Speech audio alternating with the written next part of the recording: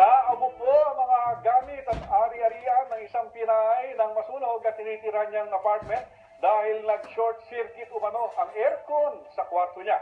Mula po Muscat, may Balita Global si Rowen Soldevilla.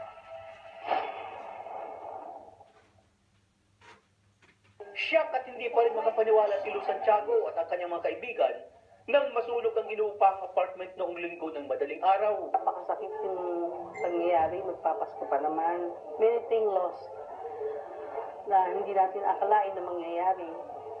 Pero nagpapasalamat pa rin ako sa Panginoon. I was really shocked. Parang hindi ko talaga akalain na mangyayari yun sa kanya. Kasi, very rare talaga yung sunog dito eh. Kwento ni Luz, nakagawian na niyang palamigin muna ang kanyang kwarto bago matulog kung kaya sa sala muna siya nagtitigil habang nanonood ng mga palabas sa TFC.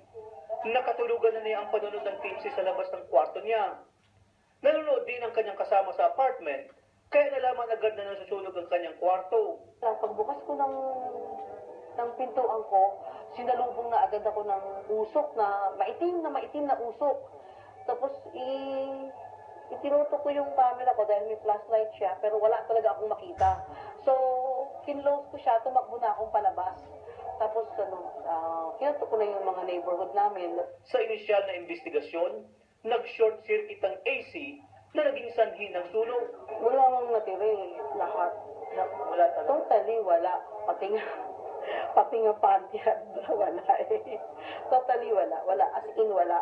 Kung ano lang yung suot ko, yun lang siya. Agad namang nagbigay ng tulong ang mga malalapit na kaibigan ni Luz. In-offer ko yung place ko, kung saan po pwede sila mag-stay. At syempre, bumili ako ng ibang mga gamit para sa kanya. Buhay ang importante sa atin. Ang bilis agad ng responde para tulungan agad yung ating kapartner. Kinakailangan din natin mag-ingat sa mga bagay na to dahil sa AC.